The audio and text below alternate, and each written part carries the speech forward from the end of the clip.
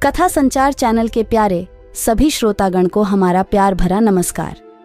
तो दोस्तों, आज की कहानी का नाम है 3 मूर्ख पंडित। दोस्तों, कहानी अच्छी लगे तो वीडियो को लाइक शेयर करके एक प्यारा सा कमेंट कर दीजिएगा और साथ में हमारे YouTube चैनल कथा संचार को भी सब्सक्राइब कर लीजिएगा। आपका टाइम ज्यादा न लेते हुए चलिए कहानी को शुरू किया जाए। प्राचीन समय की बात है जब एक आश्रम में गुरुदेव अपने शिष्य को शिक्षा देने के लिए काफी ज्यादा मान्य थे। वह गुरुदेव उन सभी को शिक्षा देकर देश के कल्याण के लिए भेज देते थे। एक दिन शाम के समय अपने 3 शिष्यों को अपने पास बुलाते हैं और जब वह तीनों शिष्य अपने गुरु के पास आते हैं और गुरुदेव से बोलते हैं कि हे गुरुदेव, क्या हम जान सकते हैं कि आज इस समय हमें बुलाने का कारण क्या है? क्या आप कोई नया लेशन पढ़ाने के लिए बुलाया है? तभी गुरुदेव बोलते हैं कि हे शिष्यों, आप सभी की शिक्षा आज संपूर्ण हो चुकी है। अब आपका समय आ गया है कि आप अपनी जिंदगी की एक नई पहचान बनाने का और साथ ही आपने जो शिक्षा प्राप्त की है उस शिक्षा को जन कल्याण के लिए लगाना। आप कल से ही देश विदेश में अपनी शिक्षा का प्रचार करेंगे। आवश्यकता अनुसार अपनी शिक्षा का उपयोग करके जन कल्याण में योगदान देंगे। इतना कहने के बाद उन तीनों शिष्यों को सोने के लिए भेज देते हैं। रात के समय उन तीनों के साथ उनका दोस्त भी उनके पास बैठ जाता है और बोलता है कि कल से आप तीनों आश्रम से विदाई ले रहे हैं, क्या मैं भी आपके साथ चल सकता हूँ? अब एक ब्राह्मण पंडित शिष्य बोलता है कि आपने अभी तक पूरी शिक्षा प्राप्त नहीं की, इसलिए आप हमारे साथ नहीं आ सकते। उसके बाद उनका दोस्त बोलता है कि आपने शिक्षा अच्छे से प्राप्त की है, न आपके साथ रहूँगा तो मैं बहुत ही जल्दी आपसे शिक्षा ग्रहण कर लूँगा। उसके बाद तीनों पंडित बोलते हैं कि तुम्हारे पास शिक्षा कम है, इसलिए जब हम आपको लेकर जाएंगे तो हमारी हंसी होगी, इसलिए तुम यहीं रहो। तब वह दोस्त बोलता है कि आप उनको ऐसे बोलना कि यह हमारा नौकर है। अब तो ठीक है ना, अब तो हमें ले चल सकते हो। अब तीनों ब्राह्मण उस दोस्त को भी अपने साथ लेकर सुबह जंगल की ओर निकल जाते हैं। जंगल में चलने के बाद उन तीनों ब्राह्मण को भूख लगने लगती है।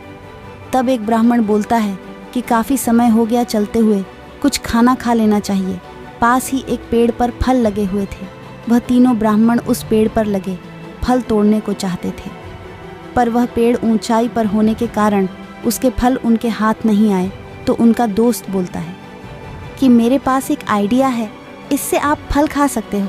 तब एक पंडित बोलता है कि हमसे ज़्यादा ज्ञानी नहीं हो जिससे आपके पास विचार है।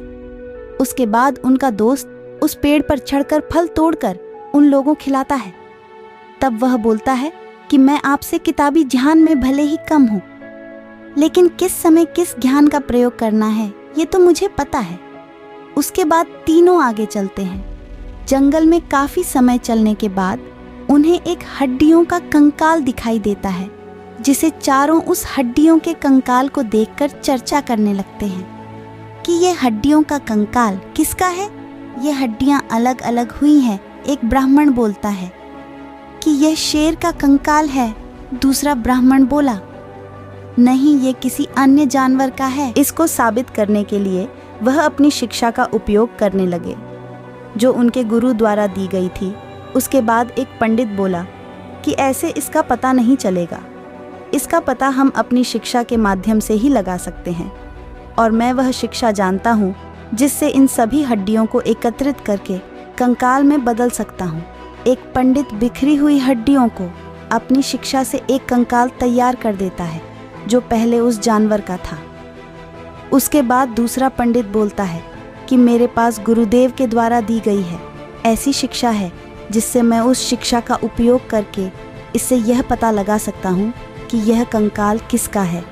उसने अपने गुरुदेव की शिक्षा का उपयोग करके उस कंकाल पर मांस और खाल लगा देता है, जिससे पता चलता है कि यह कंकाल एक शेर का है। उसके बाद वह उनका दोस्त बोलता है कि हम सभी यहाँ अपनी शिक्षा को खराब कर रहे हैं, हमें अपनी शिक्षा को जन कल्याण के लिए लगाना है, जो कि हमारे गुरुदेव ने बताया था। तब एक पंडित बोलता है कि हाँ, ये बात सही है, हम आगे बढ़ते हैं।